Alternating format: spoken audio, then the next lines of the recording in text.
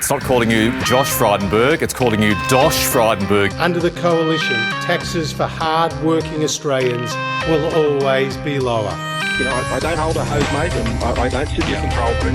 They're answers that only can come from Victoria, I'm afraid, because that's not my job. But I ain't spending any time though, because in the meantime, every 3 months, a person is torn to pieces by a crocodile in North Queensland. Well, g'day listeners, and welcome once again to the Two Jacks. We've got a slightly different program today for you. We're not going to cover the news. We're going to cover media and who we like in it and the pressures that are on media at the moment, where that all might lead to, the role of social media, AI, etc.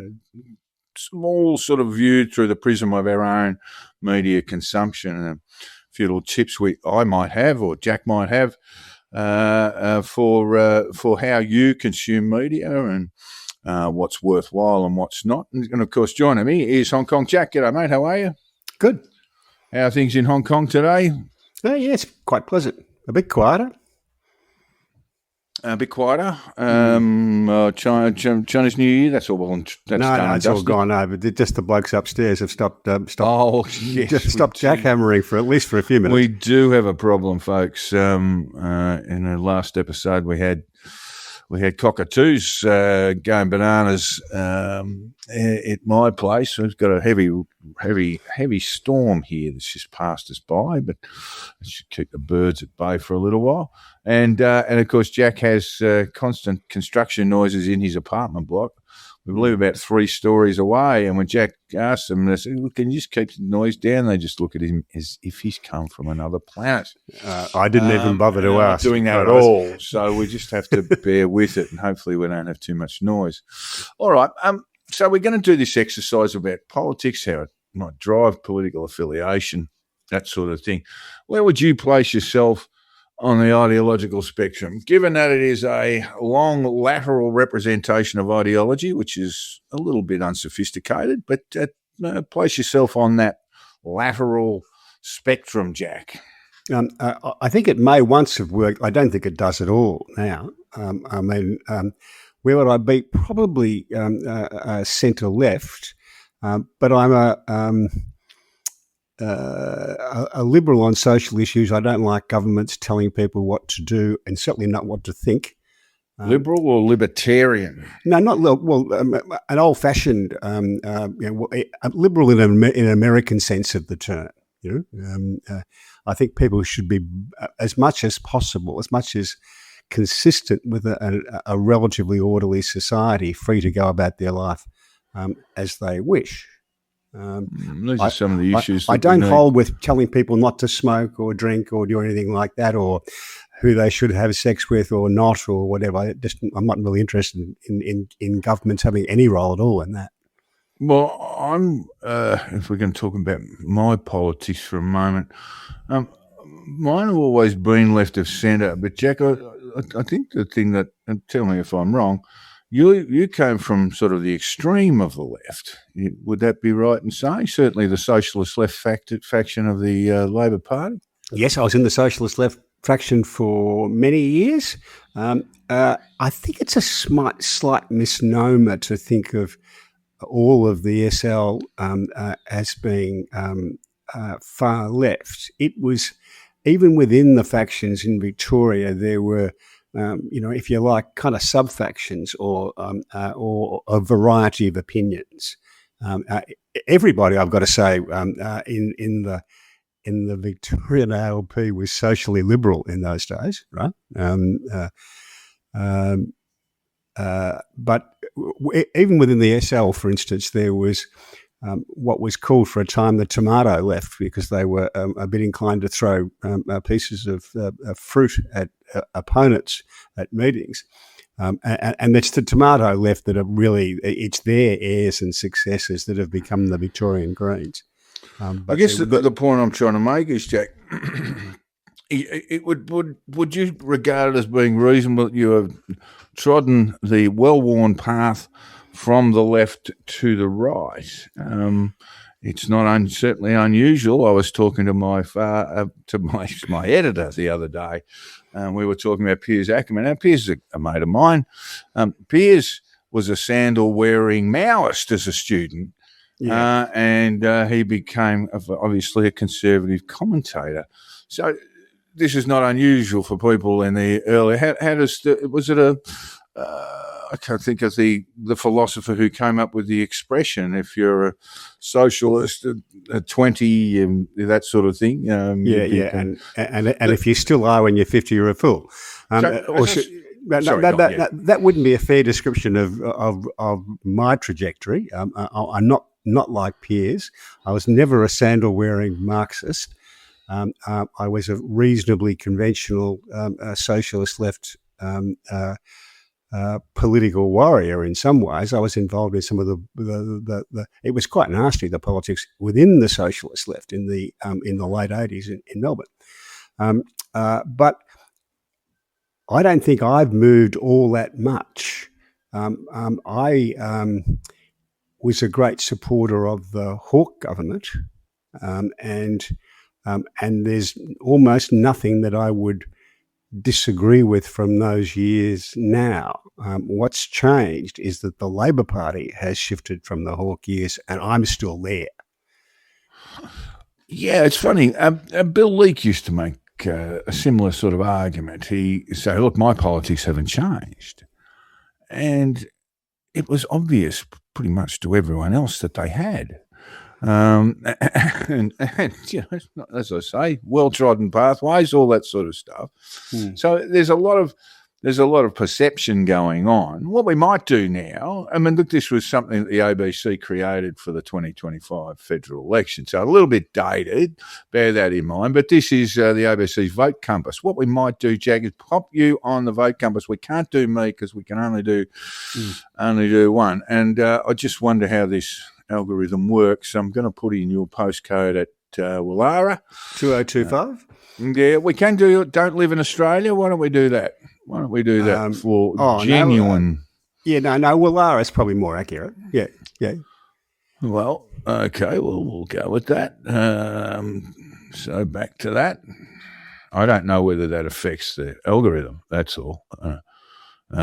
So you were in the electorate known as Wentworth. Yes. All righty. How much should Australia do to reduce its carbon emissions? It's not a terribly well-worded question, and the answers are all the same: much less, somewhat less, about the same as now, somewhat more, much more, don't know. They do vary a little bit, and I'll go through that with you. So how much should Australia do to reduce its carbon emissions? Somewhat less. Somewhat less. There should be a limit on how much landlords can raise the rent they charge tenants. It's a state law, guys. Anyway, strongly disagree, somewhat disagree, neutral, somewhat agree, strongly agree, don't know. Somewhat agree. Cannabis should be legalised for recreational use. Again, same range of options. I'm reasonably neutral about that. Okay. The Australian government should fund a childcare program for every child in Australia. Again, same options. Probably somewhat less because I never know exactly what they mean by that. It doesn't mean everybody having to go to a childcare centre. I don't agree with that. So you somewhat disagree? Yeah. All right. Australia should cut its ties to the monarchy? Neutral really, I suppose, yeah. How accessible should abortion services be in Australia? Much less, somewhat less, about the same as now, somewhat more, much more, don't know. No, we've been getting this right for about 40 years. So about the same as now? About the same, yeah. Right. How much power should trade unions have in the workplace? Much less, somewhat less, about the same as now, somewhat more, much more, don't know. Yeah, about the same. Transgender women should be able to compete in women's sporting leagues. No. Strongly agree. No. Disagree, somewhat disagree. That's an absolute no. Strongly disagree. Yeah. Asylum seekers who arrive by boat should be held in offshore detention centres while their claims are being processed. Is there a somewhat agree with that? That's where I'd be. You can somewhat agree. Yeah. Australia should call for the immediate recognition of a Palestinian state. Well, we already have, but let's imagine. At the time, it wasn't happening. Strongly disagree. Strongly disagree. How much should Australia spend on its military? Much less, somewhat less, about the same as now, somewhat more, much more, don't know. Much more. Much more?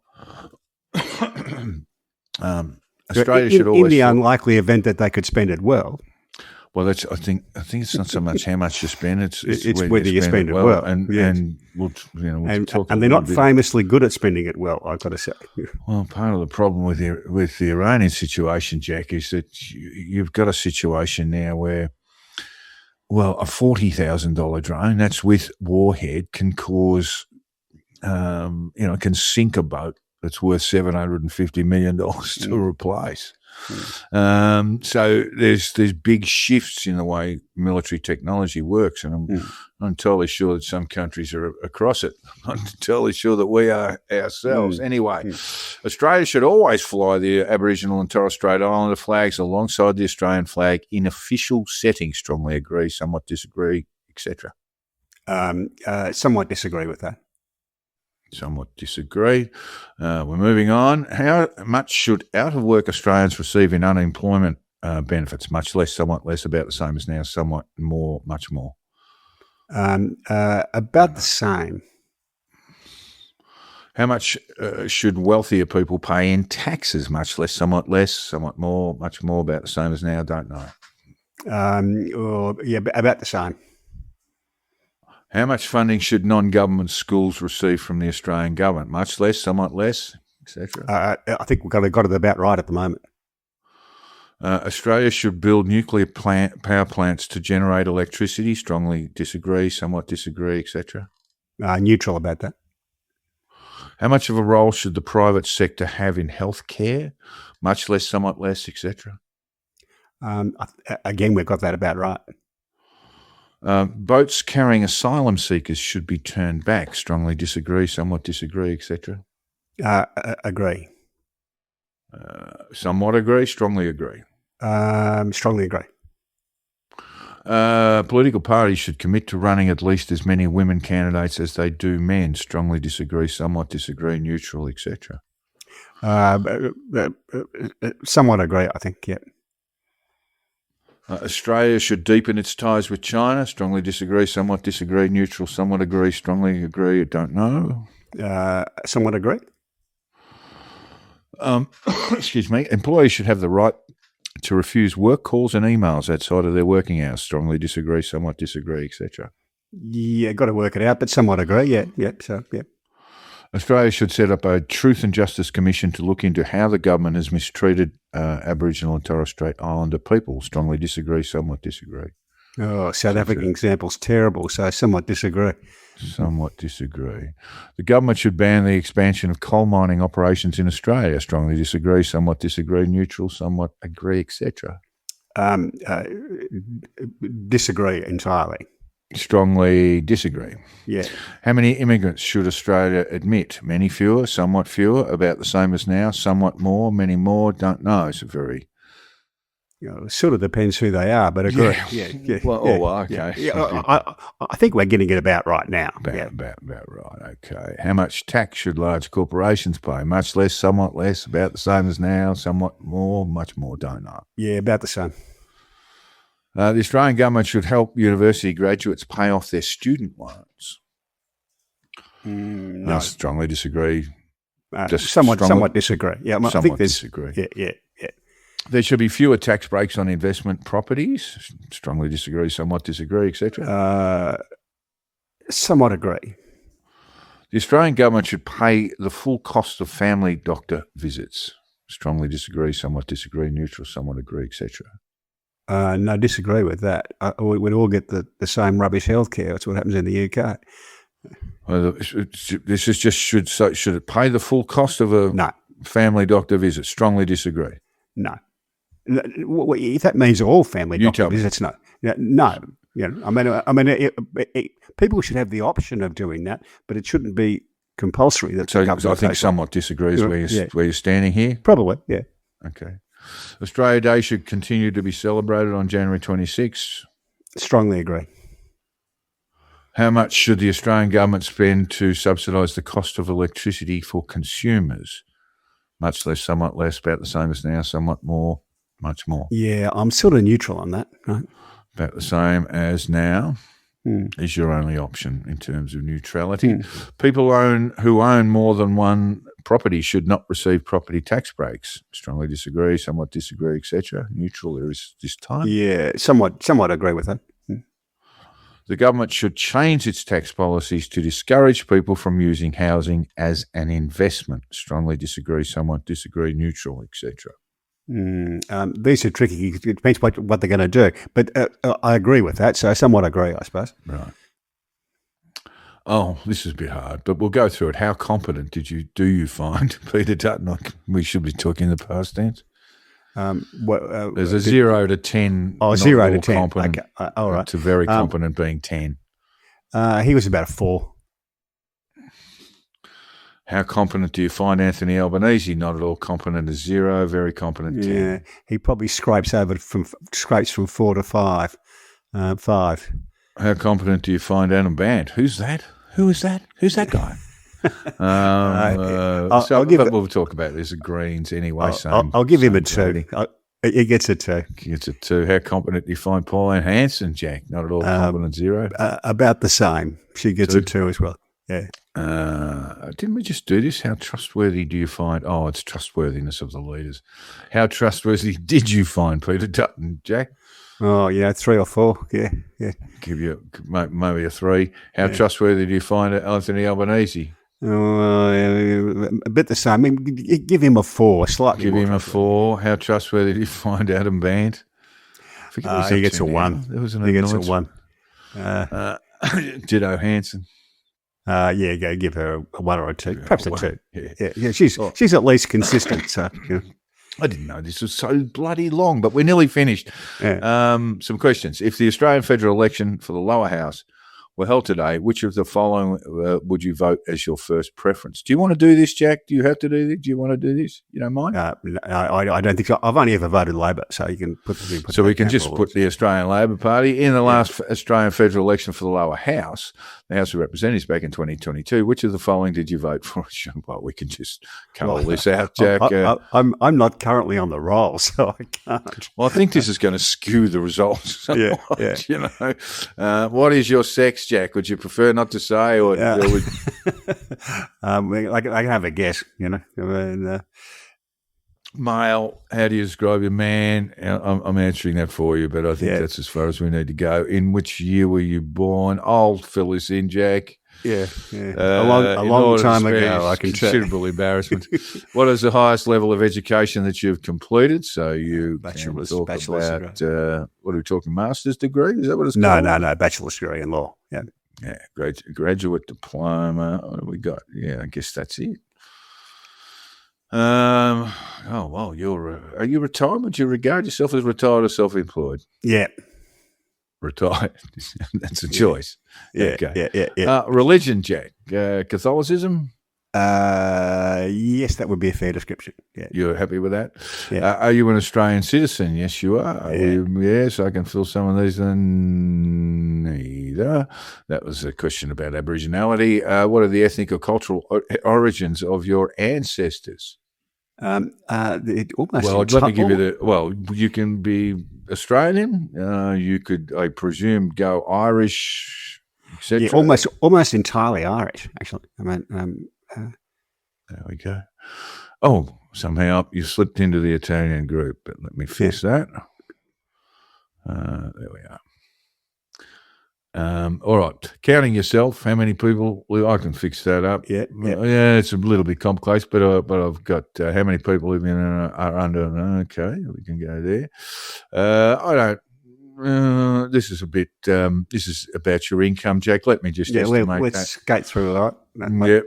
Let me go about there. In politics, people sometimes talk of left and right. Where would you place yourself on the scale below? This is a better question. 0 to 10. With, I presume, 0 is left and 10 is right. So where would you place it? Probably a 4. Centre left. In the past 12 months, have you belonged to or done any of the following? I hesitate to ask. These various questions include belong to a union, did unpaid volunteer work for a union, boycotted or chose a product for ethical reasons, participated in a demonstration, signed a petition on the internet, signed a petition on paper, donated to a political party, belonged to a political party, none of these. Any of those relevant? No. I haven't been a member of a political party since I let my membership go. What about an online petition? No, never done one of those? No, I can never work out how to sign them because you don't have. Anyway, what issue is the most important to you? Well, this says in this election. What would it have been, Jack, prior to 2020? Well, prior to March 2025? Oh, it's hard to put myself back in there in 2025. Surely economic management would be a probably, yeah.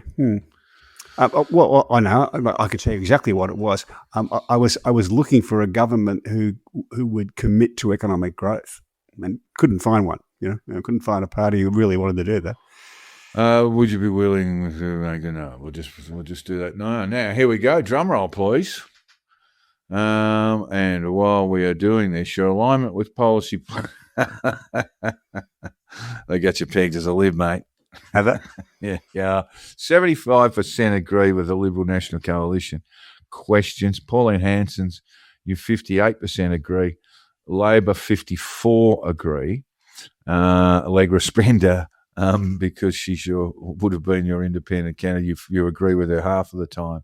And the Australian Greens, you only agree with them 20% of the time. So there you go, Jack.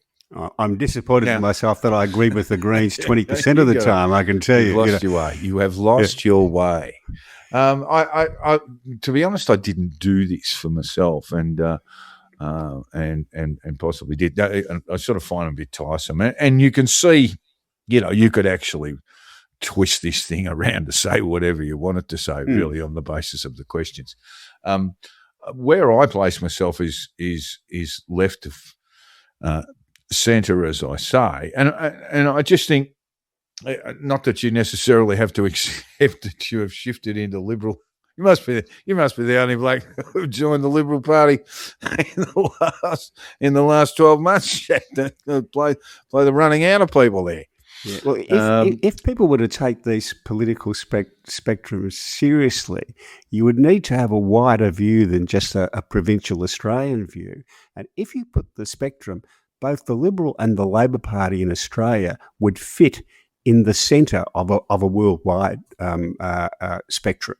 They would both fit between the Democrats and the Republicans in the United States. No, definitely, yeah. No, that's absolutely right. There's only a cigarette paper between them in terms of the ideological spectrum. Anyway, here's my hypothesis, Jack, that the further out you start from the left, maybe the further you go from the right when you do change, when you do have that long, the long march, that long trudge. That might explain Piers to go all the way from the sandal wearing Marxist, which I never was. Look, well, when we talk about that well trodden pathway, it's actually got a bit of grass and weeds growing through it at the moment, Jack. Yeah, because it's actually not happening. It's not happening at the rate that it once was, where people would, be young and be disposed, and we are stereotyping here, be disposed to sort of more radical ideas. And when they, traditionally, when they get married, have mortgages, those sorts of things, sooner or later they'd stump for the Liberal Party. But that's not happening now. And we see this with millennials. Now, millennials are the ones who sort of defined politically as the people who started voting in the probably second or third elections in federal elections in Australia, so 04, 07 sort of thing, were the first time they cast a ballot. And those people now are still voting, well, they still align left of centre. It might not be Labor, but it might be the Greens, or it might be some other group, or independents. So the well-trodden path isn't being used nearly as much as it is now. And the only demographic where the Libs currently lead Labor is in the sort of 75 plus category, Jack. That's probably right. It's also because they're not really talking to people who would answer those questions the way I did. Because my answers would fit a hell of a lot of Labor voters. My answers would fit anybody who was. Say, back in the socialist left days in Victoria during the Hawke government, I was in that part of the socialist left that supported the Hawke government. A considerable chunk of the socialist left hated the Hawke government. Hated Bob Hawke and hated the Hawke government. That. So you would have been out when the way they've done this is not in a lateral way. This is a sort of grid, as you said. So the Greens were probably where the SL were, and you might hate to be told of this, but the Greens, part of the SL, would have formed part of the SL. So that the Greens are actually, as expressed out here, if we want to take these grids seriously, are further out to the left, to the extremes of the left, than One Nation is to the right, which I find a bit odd. Yeah, no, I think that's accurate. I think that's accurate. Yeah. I don't know. I certainly don't agree, but this might be the way it's been put together for you. But it seems a little bit subjective, to be honest. Certainly, the Greens are more doctrinaire than even the old tomato left used to be. They're also everybody was more socially liberal back in the 80s than almost anyone is now. But Australia has turned into a country full of angry scolds who want to tell people what to do. In my view, isn't that just maybe that you've just been consuming a bit of right wing media, Jack? I mean, because that's where there's this focus of nanny state, wokeism, and this sort of stuff. I'm not talking about these are culture war stuff. And anyway, look, we can only answer this, Jack, if we look at media consumption, and we're both going to do this now for our podcast listeners.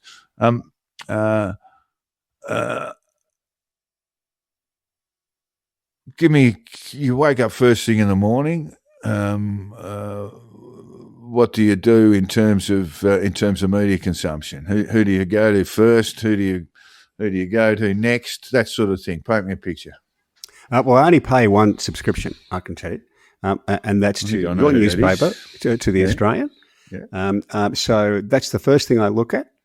Then after that, I will scan the headlines of either The Age or the Sydney Morning Herald, quite probably the Guardian, and then I would. Then there are two American. This is not every day, so I'm a bit of a magpie. I wander around a little bit. There are two American old-fashioned blogs that I have followed since the 2000s, who I will look at very briefly because they provide links into other stuff. One's a woman called they're both law professors, Ann Althouse from the University of Wisconsin-Madison, and Glenn Reynolds from Tennessee, and they are both good accumulators of outside information. And Ann Althouse normally has the best stuff from the New York Times, Glenn Reynolds from all over the place, and that's 2 or 3 minutes each. She able to kick down. She must be able to kick down the paywall a bit. She does offer. I think she has a pretty high readership, and they give her free links, which she will use for the appropriate stuff. So I'll look at that. Glenn Reynolds gets stuff from all over, and I'll look at that.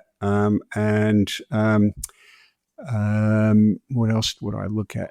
And there's just I use X, Twitter, as a kind of a quick scan through what various people are saying to see what's kind of newsy, really, and what I might want to have a dig a bit deeper. Okay.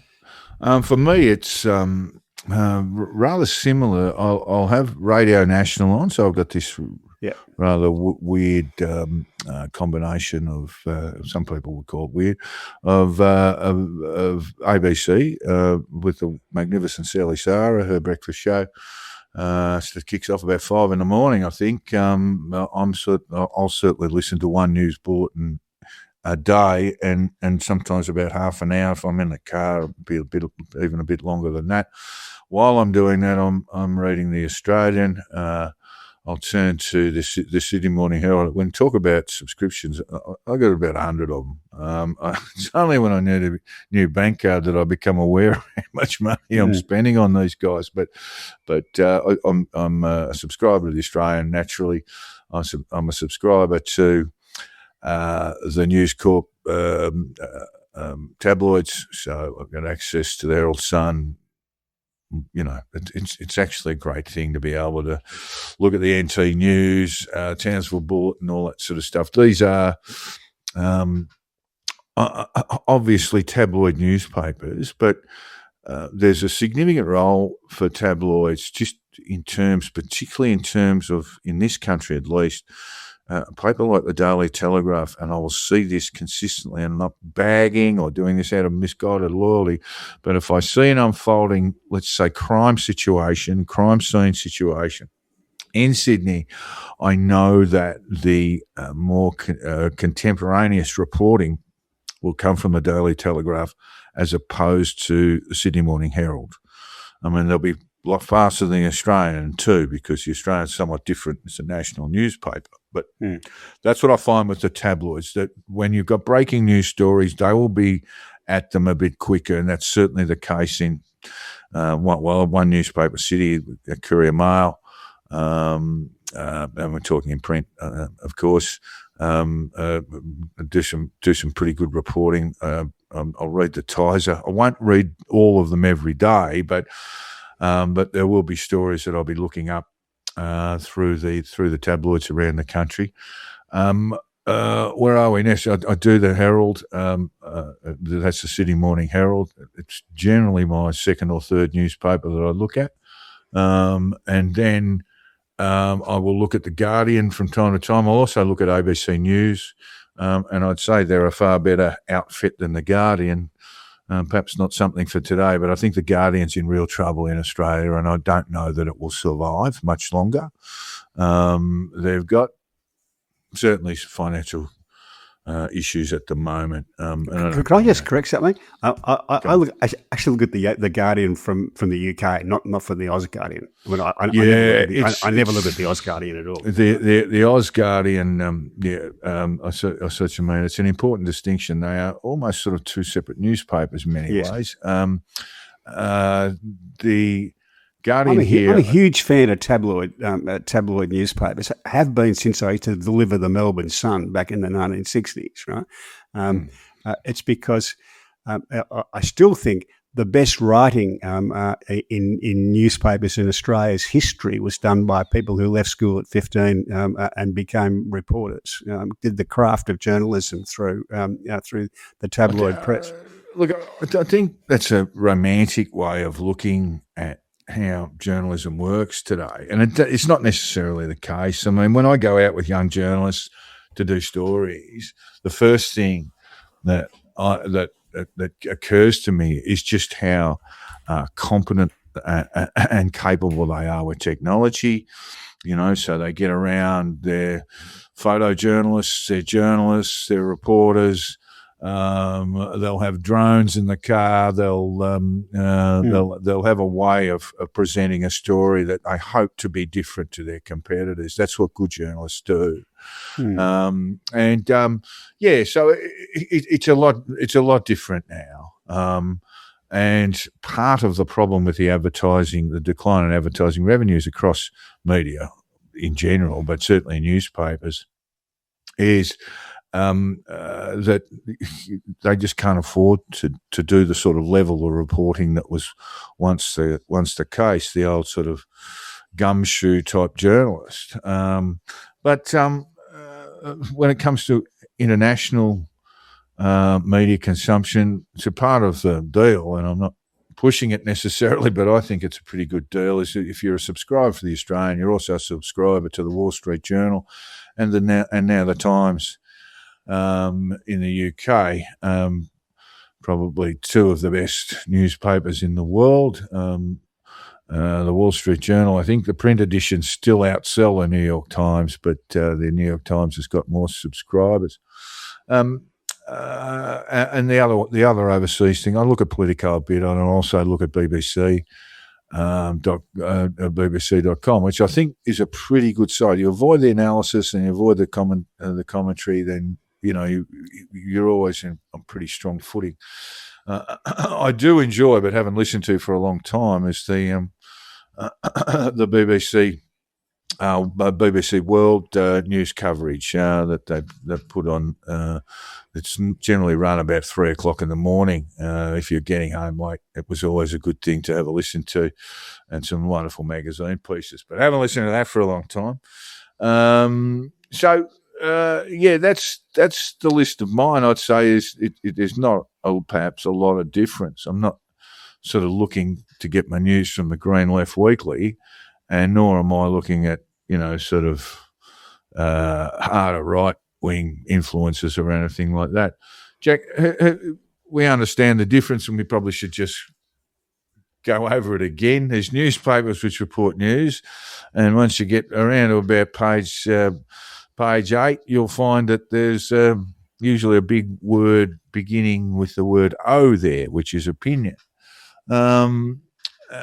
Some people get confused and think that the opinions that they read in the opinion pages, the editorial direction, provide an idea of the editorial direction of the newspaper.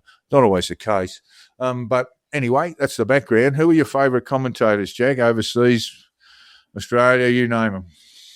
Apart from yourself, of course. Oh, of course, yes. Yeah. There's a whole lot of people who I read sometime. I mean, there is no one, yourself included, I might add, that I agree with all the time. Never has been and probably never will be. Do you read Marina Hyde every week? I generally do. I wouldn't say it was every week, but I read her not because I necessarily agree with her, but because she can write. And I'm skewed towards the people who actually got those kind of skills, and that means they're not necessarily. I don't know who else do I like. It's a bloke from America, a Brit from America called Andrew Sullivan, right? Who's a sort of a gay conservative anti-Trump thing, but like Marina Hyde, he can really write. Has had some strange ideas in the past, but he can really write. Is that your measure? The skill of writing. Well, they're the people who I will go back and I'm more likely to read because you'll enjoy the way they've put their opinions across. Yeah. I think that's really important. I mean, I don't want to wade through a Peter Fitzsimons column where you feel like you're walking in quicksand. To try and make sense of what it is, right? Yeah, I mean, look. I'd never put myself in the same category as Hyde, but she has this wonderful ability to coin expressions that it's really worthwhile, and it shows that she's immersed in the craft of writing. Now, I've seen a lot of commentary that just says, "Here's my position, bugger everyone else, and this is why," and my opponents are all weaklings and panty waist and that sort of stuff. And you do see a lot of this stuff, right? It's really dogmatic. There's no skill or craft in the writing at all, or very little. And it's just as if someone has sat down in front of a keyboard and said, "Shit, I've got to get through 3,000 words. How am I going to get there?" And it's really artless, right? And writing should be a bit of an art form. If you're getting a quid out of it, try and be good out of it. Try and be good at it. She's also just, she's amusing. This helps a lot. If you want people to read it, giving them at least a wry smile is not a bad plan. Yeah. It's actually a good thing to do, is to make people laugh. It's a lot of people make a lot of money out of this around the world. Yeah, but just giving people the ability to have a bit of a laugh over a serious topic, or perhaps when there are other serious topics around, and you're giving people a bit of bit of relent or relaxation from some pretty grim times going on at the moment, and will be for a while economically around the globe. So if you're able to give someone a bit of a smile, you're doing pretty well. Do you read a paper in print, a newspaper at all in print, Jay? On a regular basis? Yeah, no. Occasionally, I'll if I'm out somewhere on a Sunday and I see a copy of the pink paper from London, the Financial Times, I'll grab a hold of that. It has some good writing in it. I like their we had lunch with column, but it's a bit like the Australian Financial Review. It's a determinedly left-wing business newspaper. Yeah, look, I'm not a subscriber to the FTX one that hasn't got my money. Washington Post is another one. Yeah. And while there have been times when I subscribe to WAPO, it's not so much a political decision, although I would be questioning myself pretty hard if I was still flicking money to Bezos. But the Washington Post, and to a degree the New York Times, Jack, have found these sort of similar situations. Now, the Washington Post, they no longer have a sports department. No, nor do the New York Times, really. Well, the New York Times doesn't have one. They have access to one of their in-house magazines or one of their stable magazines, Athletic, I think it's called. Yeah. And that gives them some, here's some personality magazine type stuff about sports people and athletes. But it doesn't give you the score. You're going to have to go somewhere else to get the scores. There might occasionally be in major sports events, like a World Series or something, they might be popping up the scores in. But as a rule, they won't be doing that anymore. I find that unutterably sad, Jack. But here's the top 10 of sales. New York Times sells 250,000 copies a day. That sounds like a lot, but that's circulations as of 2024. It's the most recent thing I could find. Wall Street Journal, as I say, sells more copies in print, 388,000. But in terms of digital subscribers, it's about 8 million short.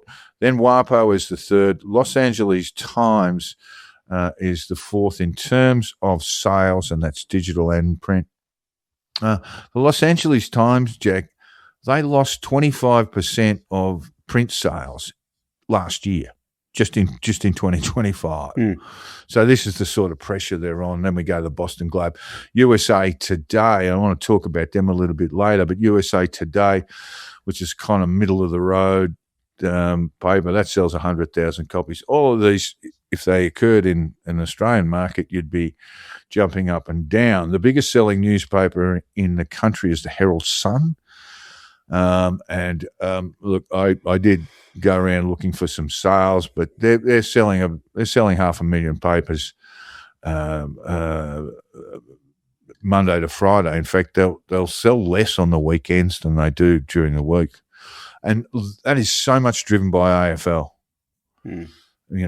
Melbourne is an AFL town, so the Herald Sun benefit from having that. When we get to Sydney, the Daily Telegraph, its sales are down in comparison, but it's still a strong seller. In the sort of, God, I haven't checked for a while. I'm going to say about 320,000 a day. And you've got the Herald and the Melbourne Age. And look, if we want to look at this in terms of websites, the top 10 news websites, they move a little bit. The Australian is number 9. It's number 8 here on this one, so they are a bit of a sliding scale. But the Australian is number 8. News.com.au is number 1. It's a free site. ABC News, number 2, free site. The Guardian Australia comes third, free site. Begging pop-ups, but free site. Sydney Morning Herald is now a subscriber-only paper, so that comes 4, and the Age 5. Then 9news.com.au, free site. 7news.com.au, free site. than the Australian, the Daily Telegraph, and the Herald Sun. That's just in terms of traffic.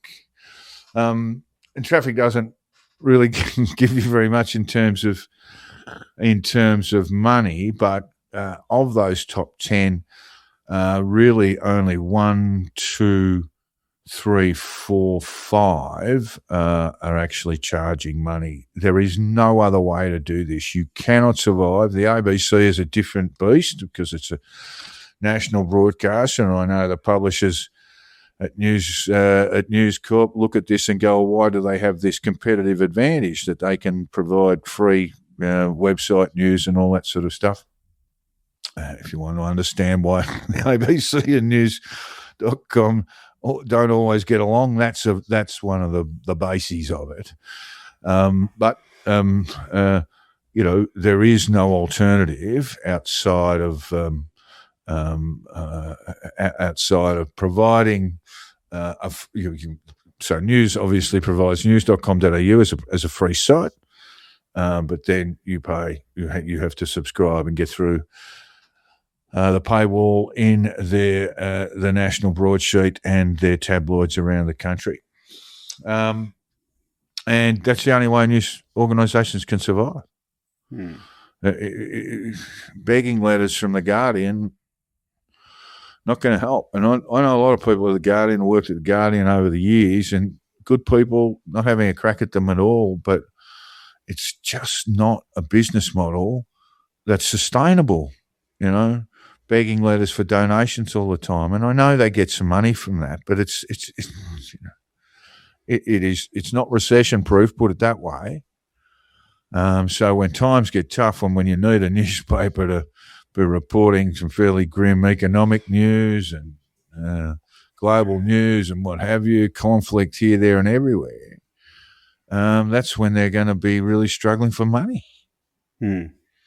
So, so now look, social media, Jack, we just touched on this very briefly, but you've got an X account, as do I. You've got a Facebook, but that's mainly, as I do, as a sort of family and friends sort of thing. Yeah. The only news social media I use, I'm on Instagram too, but I look at photos from the family, and Facebook's the same. X is the only one I use. All right.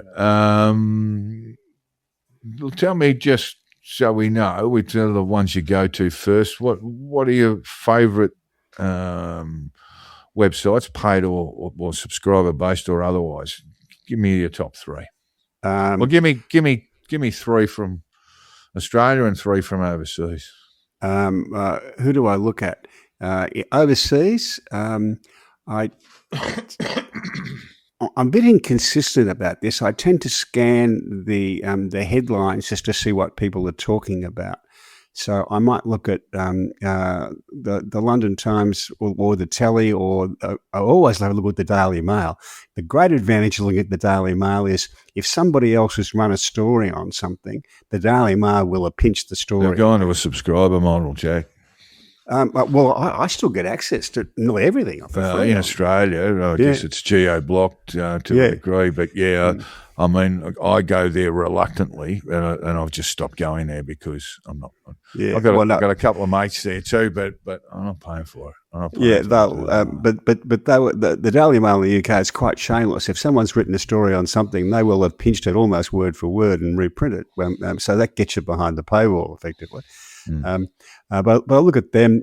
In the US, I'll scan the New York Times or Wall Street Journal headlines, not every day, but every now and again. I like the New York Post, good tabloid journalism. I think there's, as I said, can be some sneering at tabloid journalism. Not from me. Well, like I say to a few people, you don't have to read the opinion pages. No one's making you do that. And you don't have to read the editorial either. But if you want to have, if you want prompt contemporaneous news, just trust me on this, folks. I'm not talking about particular loyalties, but I just know this from consuming media myself, that the tabloids will be there a bit further than the old larger models, the Herald and the Age, etc., and that includes the Australian. I'll put that in there. You know, the tabloids are built to gather news, and they tend to do that very, very well, particularly. And go through the exercise yourself.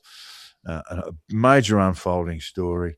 Look to, you know, the tabloids, the Daily Telegraph, let's say, see what their level of reporting is, particularly if it's a local story, and they will be an hour or two ahead of their competitors. So it's just hard newsmen and women going out for to do their work. Alrighty. So in this very, very difficult environment, Jack, we've got for media, we've got perhaps the greatest challenge to ever hit media and society in general, and that's artificial intelligence, Jack.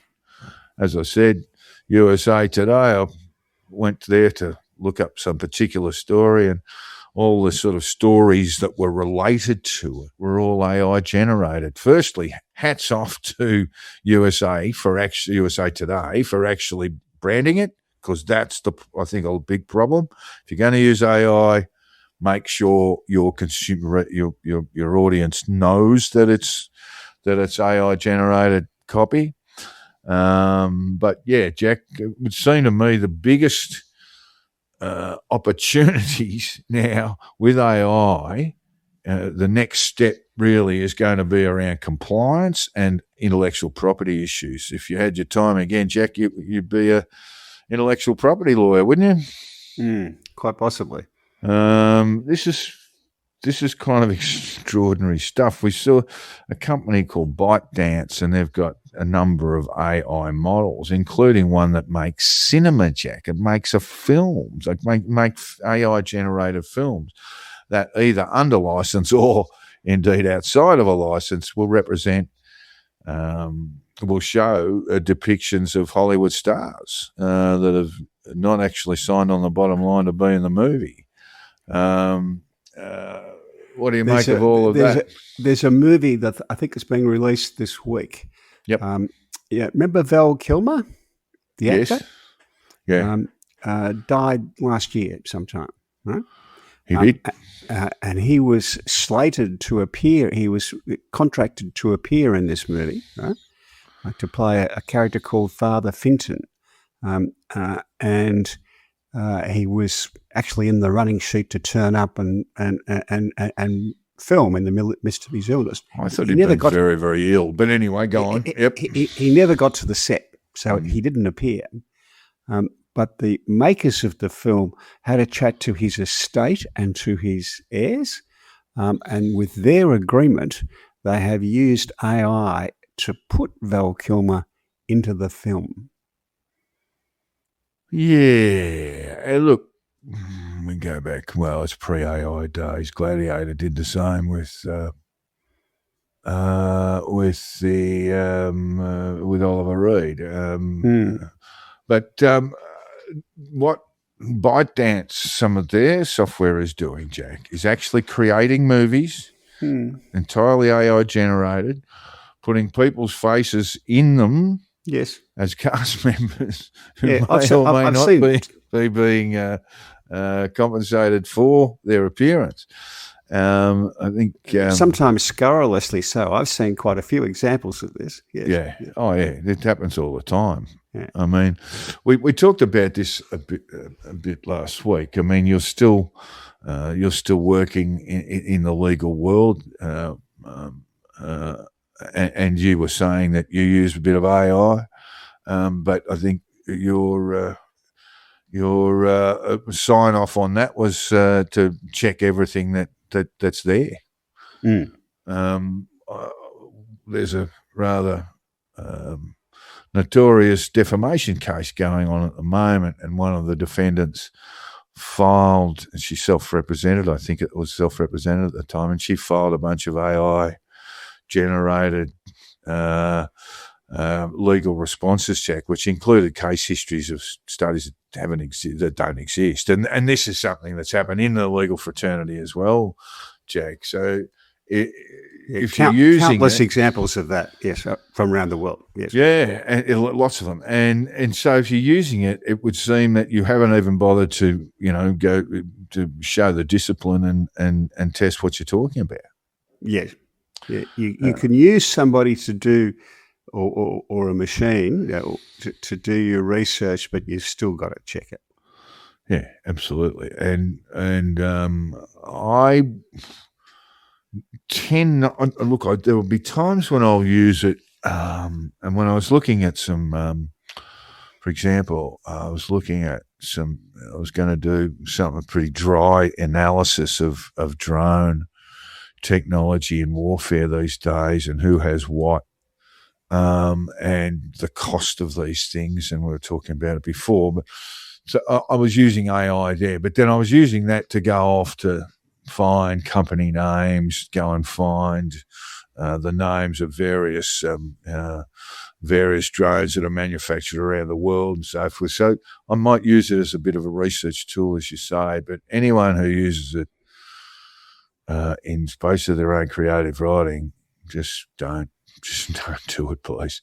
So, as I say, the big issues around this, I mean, the US Congress has sort of had let's just wave it all through.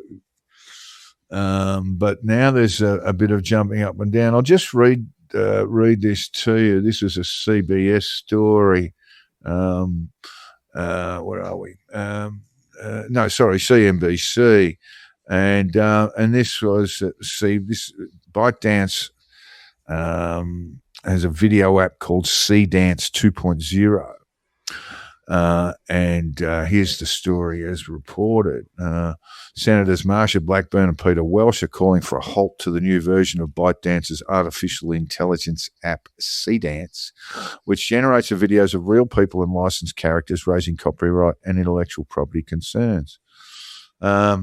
In fact, it seems like ByteDance which is a Chinese company. It's but I think KKR, the venture capitalist, Jack, they've got a fair old chunk of it as well.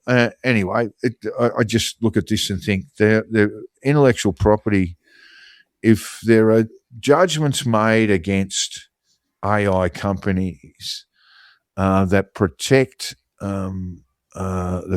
content, copywritten content, then I can see AI dying a very ugly death, Jack. A massive sort of bust that'll make the tech collapse at the turn of the century look like a picnic. No, I think it'll survive. It will take some hits, and people will get better at it, but it will survive and thrive, actually. Yeah, and that's the other side of it, Jack, because everyone's saying, this came from the Productivity Commission, Australia's Productivity Commission said, look, you don't want to regulate this, and I just think that's a real mistake. You have seen, you might have seen in your media reading, Jack, that's you've got there's a case there where an AI chat model tried to persuade a person to commit suicide. There are real problems, I would think, not just around AI, but who owns it, and the big tech players are all over this, Jack. I mean, and what motivations do they have to avoid some of the worst elements of AI? It's a very complicated situation because it's going to get used in lots of applications, but it will thrive. Well, what we've already learned from tech companies, and Meta is perhaps the worst example, X not far away, there are major issues that they have. They have all your data and all my data, Jack, and everyone else's. and then they are the ones driving AI innovation. So I think there are real problems there, particularly if you do have your sort of Terminator 2 type moments, Jack, where you have machine self-awareness, these sorts of things. You're already seeing it. Seeing it right now. So the way I think of this is that we looked at social media, which virtually made its way into our lives across the world in an unregulated fashion. Don't worry about it, she'll be right. This is Zuckerberg and others at the time. And what we should have done is regulate the hell out of it in the first place, in terms of access to children, all these sorts of things, Jack, you know. I mean, I was of two minds of this, but I had a young bloke who's in his 20s. He said, you know, what it's like with social media and access to pornography and all this unrestrained access to pornography, all this sort of stuff. He goes, it was like going from 12 to 18 in years of age in the space of 2 weeks. So I think we've got some issues there. And then when we get to AI, we're going to say, oh, well, we won't regulate it. So innovation and yada, yada, yada. But what happens if it goes belly up and you've got absolutely no prospect of governments being able to control it? Yeah, some things governments aren't going to be able to control. Okay. Well, again, if we had a more regulatory minded series of governments around the world when Facebook, etc., took off, I can guarantee you we wouldn't have half the problems we got now. So I just think a lot of this is sort of planning. But the other thing, Jack, is just there's so much money in it. I mean, there's so much money being invested in it. Yep. That you got to think, what happens if, you know, we're not seeing the sorts of innovation, social innovation that's expected. Then you are looking at another crash in the market. I think it's going to pay for itself. It's going to. One thing, it will change. It will change everyone's lives if it hasn't already. And I think what we're starting to see is really just the tip of the iceberg in terms of what can be done. And some of it will be wonderful. Some of it we've already seen, for example, that AI used across across scans will pick up cancer that a human medical professional was unable to look at the same scans. So there's going to be a lot of benefit, but then how do we manage the risks? Well, that's all in front of us. All in front of us to do. No, it's all. Just let it roll. Don't go anywhere. It's all in front of us to do that. But I strongly suspect that trying to regulate it will be a poor idea because it will move faster than the regulations. Bit of a fix, though, Jack, isn't it? You know, I mean, again, perhaps the social media example is not great, but you know, if we had have said to Zuckerberg, etc., back in the days, listen, you can't sell this to kids. You're not going to be able to sell it to kids. We're not going to make you won't be allowed to do that. I think we would have spared at least one generation of human beings a fair bit of misery. Alrighty, now we should get on. But look, let's just wrap things up. Magazines, Jack. I used to buy magazines all the time. When's the last time you bought a magazine? I can't recall. It's a good eye when I went. I used to read National Lampoon. I used to read Mad Magazine, Playboys. Yes. And obviously worked in the mag business. But I was trying to think of the last time I looked at a magazine. I mean, not online, but in, you know, copy in hand. And I reckon it was probably one of your Better Homes and Gardens type of thing, you know, that picked up the flip through. So the magazine business, I can't tell you the sort of carnage that's going on there. I was going through a list of them before, Jack, names of big selling magazines in 2012, and about 2/3 of them, that's in Australia and the States, it all gone. and they were selling Yeah. hundreds of thousands of copies in the States every week. Books, very briefly, Jack. What's the last book you read, and what do you tend to want to read? I always have about 6 books on my bedside table. And Various stages of reading, or do you go one? You just go one. No, most of them are old books that I've read multiple times. Right. There's always a P.G. Wodehouse. Gee, Jack, really, bit of English fluff. Good on you. If you think that's fluff, I always have a copy of Pride and Prejudice there because, like the Wodehouse stuff, it is just perfectly written. There is not a word or a comma out of place, and they're funny. Even on rereading, they are very funny. So there's always a bit of that. I do like a bit of crime fiction, various kinds. Ian Rankin is a real favourite. The Scottish a lot of books. And who's the American guy who I quite like from Florida? Carl Hyacin. He's very good. Really, really good. Yes, I haven't read any of his. There's always a chuckle in those. But I do have quite Edwardian tastes in a sense. War's not Edwardian, but I love the Evelyn Waugh writing. Yes.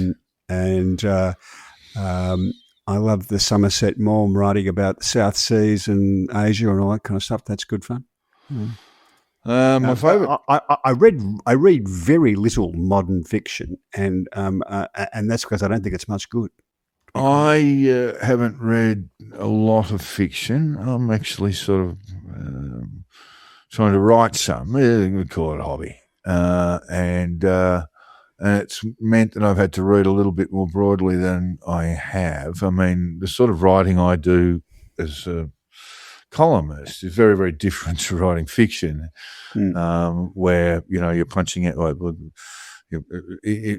As a column, you're punching out points, etc. But to write, you really have to have a deep. You can't have cardboard characters. These people have to be real, and creating reality on the blank page is actually a real chore. I'm not going to bag any of the current lot, but my favourite author is Joseph Heller. Kafka, not far away behind that. Albert Camus, very important writer for me. But the stuff that I read now is more of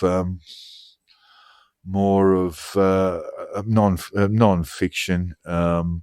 And I was just going to recommend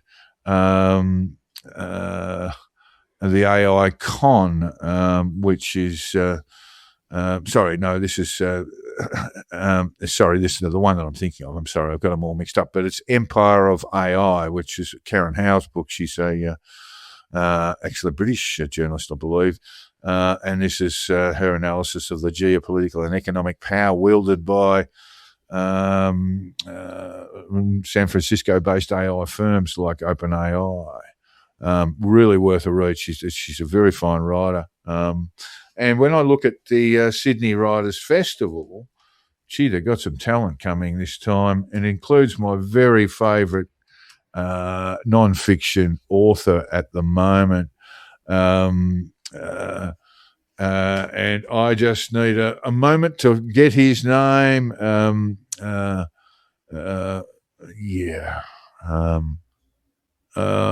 not going to help. Oh, here we go.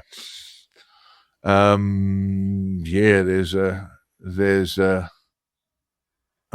know where I'll get him. Perhaps we'll just move on because we've got to get into sport. I'll get the author's name for you. I'm sorry, I've gone completely blank. He's one of the great non-fiction writers at the moment, American guy, I think, Boston journalist, who's just writing some fantastic work. And I'll get to that as we go. But we have to resume our normal coverage. But before I do that, Jack, what streamers do you look at? Do you have a Netflix account? Do you have a Amazon Prime account? Do you have a specific streamer for your sport. I don't know how it works in Hong Kong. When my wife's back in Sydney, our television is on just the one channel. It's like being back in the 1950s. And that is... What channel is that? The ABC Asia. And that's because I'm not very adept at changing the channels and all that kind of stuff, right? So You're an old ABC lefty, Jack. so I watch the news. So the only television I really watch is the news from ABC Sydney, and it has all the AFL on it, and I watch the footy. That's the only television I watch. Yeah, well, it's getting harder and harder. Between my youngest daughter and I, we sort of share we've just gone through a bit of an exercise of stripping back some of the streamers. So we took Amazon, cut that back to the bones a little bit. Netflix, I look at them and I'm not seeing them producing a lot of any great quality at the moment, but still paying that.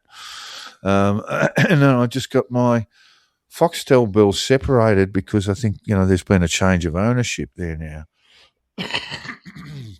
And there was a month there where I wasn't being charged for Foxtel, and then the next month I was charged twice. And I looked at some alarm. The Foxtel's $105 a month.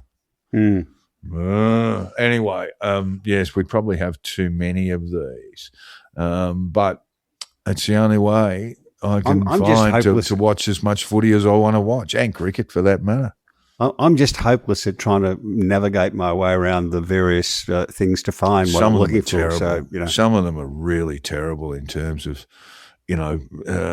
just finding something. Very, very difficult. I think the ABC's been criticised for something there, but it's no different to many of the others.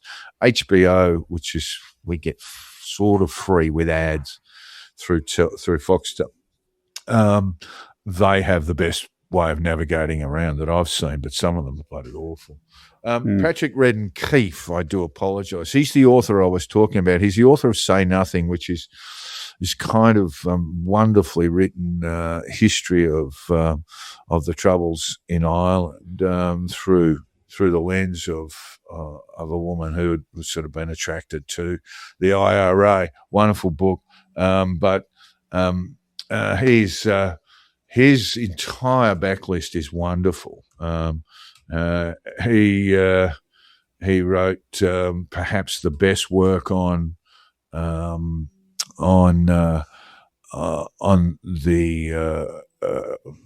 OxyContin crisis that drove America terribly, known as Empire of Pain. But one of my favourite is Snakehead, which is a sort of tale of expat Chinese immigrants in New York and a bit of a crime scene around there. He's a wonderful writer. So Patrick Redden Keefe, actually he's coming to the Sydney Writers Festival, and he's a very fine journalist and a very fine writer. All right, time to get into some sport, Jack. First off, Sydney Swans on the first game against Carlton. They held a commemoration of the Bondi attacks, and the CEO, Matthew Pavlich, made a speech in which it would appear the word Jew and the phrase Jewish community were excised from his speech by someone. And it's actually got to the point now it's been referred to the Royal Commission, Jack. Yeah, which all that means is a senator has written a letter to the Royal Commission to have a look at it. It seems unnecessary, doesn't it? It does. It seems like an excessive sort of response.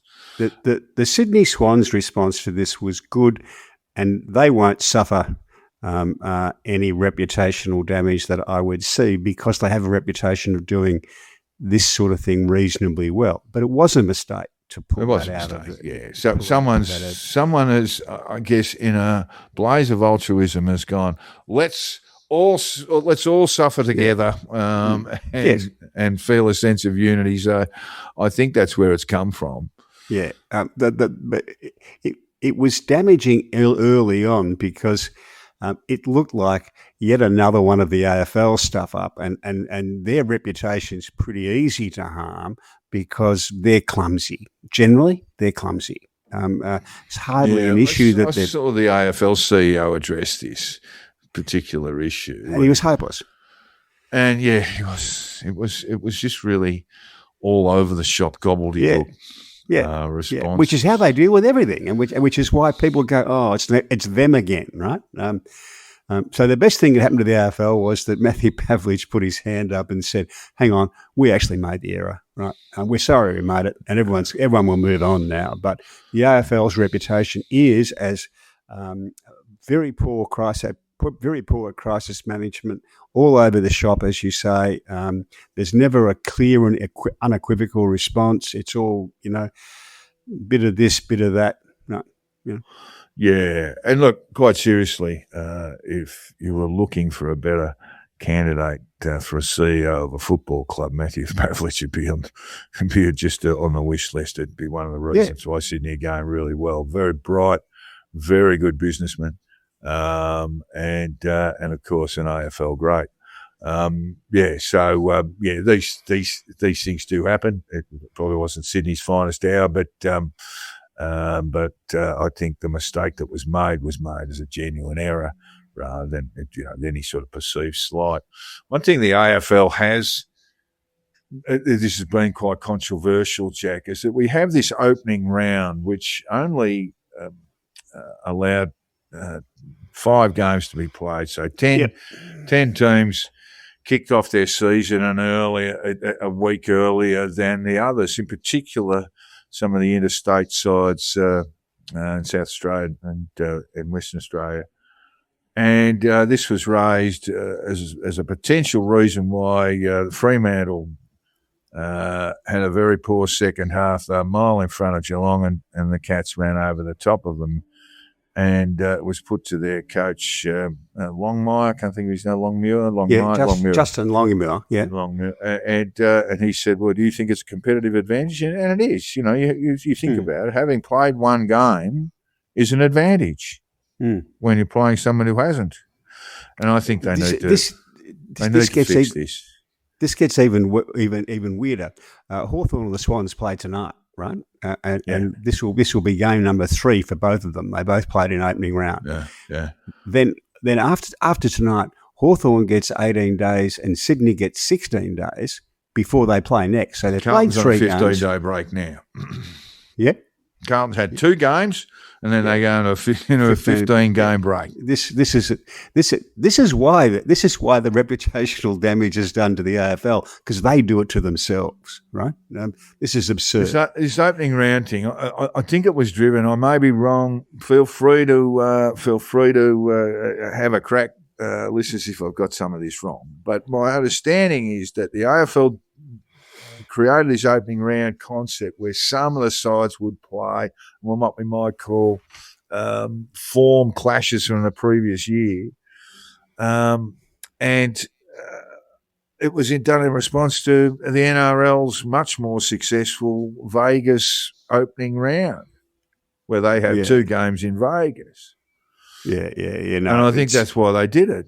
I mean, I may be wrong about it, but anyway, it's wrong and it shouldn't happen. There's enough unfairness in that draw now without having to add to it. I mean, there are 18 sides and 23 rounds of 20, and the sides play 22 games. So and I think 16 play finals, don't they? 16 of the 18 get to play the finals. I think we're at 9 and 10 now, having a dip.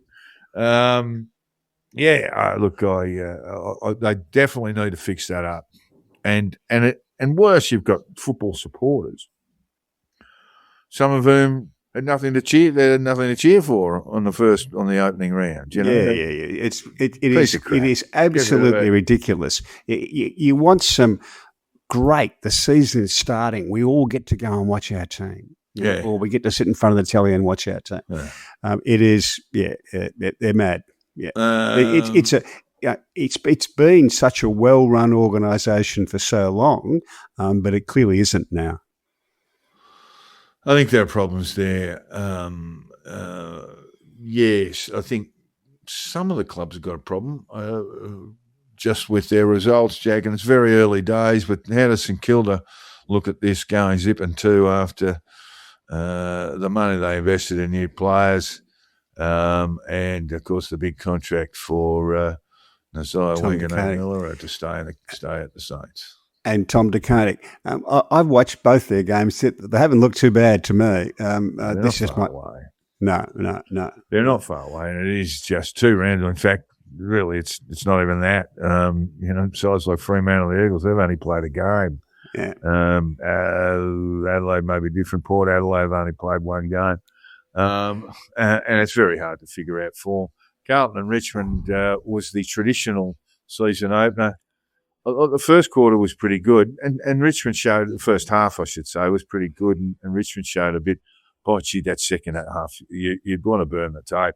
There'd be no value in watching any of that stuff at all.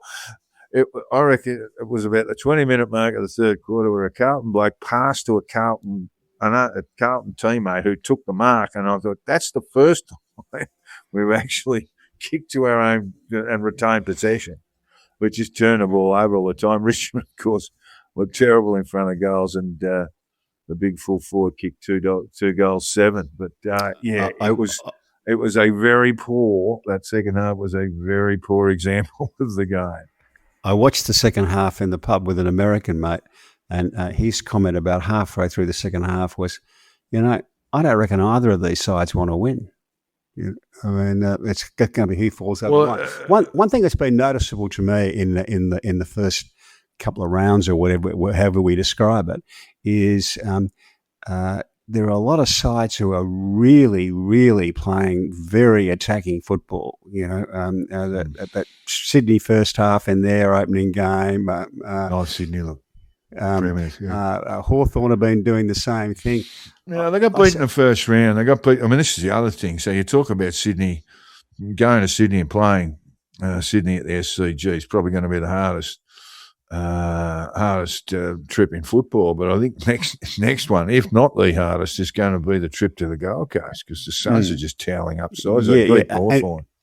And playing a very, very attacking style of football. I suspect that will even itself out as the year goes on because you can't play like that for 22 games, right? You're going to have to wind it back. They'll have some bad games, but they look like, they certainly look like a top 6 side to me. The Gold Coast Suns. Yeah. Look, they had a great finals season last year, and so too did Hawthorn, but they were a little bit too good for Hawthorn. I was starting to wonder just, whether Hawthorn might have a bit of a dirty year, but they look good. Who do they play and beat on the weekend? But they came back to form. When they've got the footy, they're a very good side.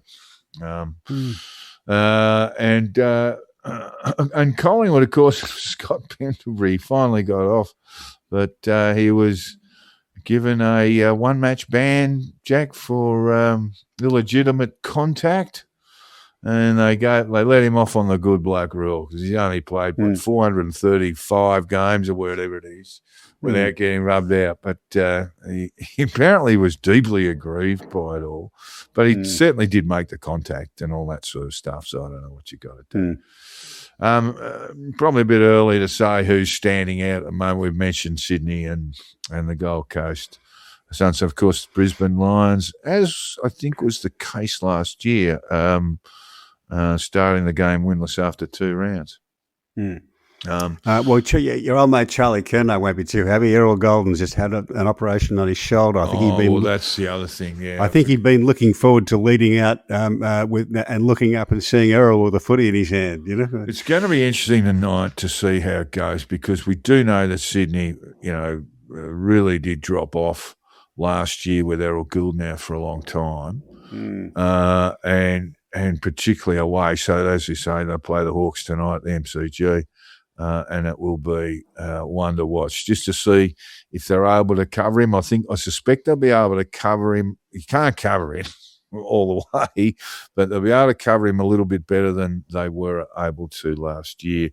Well, if you're a forward, he's just such a gloriously good kick. You would love to be leading out with him. Kerno is taking the best defender, so that also frees up people like Amari and others, other tall forwards who've now got the second best or third best defender on them, and they're able to kick some goals. So Charlie, you'll see he will play that selfless game and open it up for the other forwards. He's, it's already a success, as you'd expect, by the way.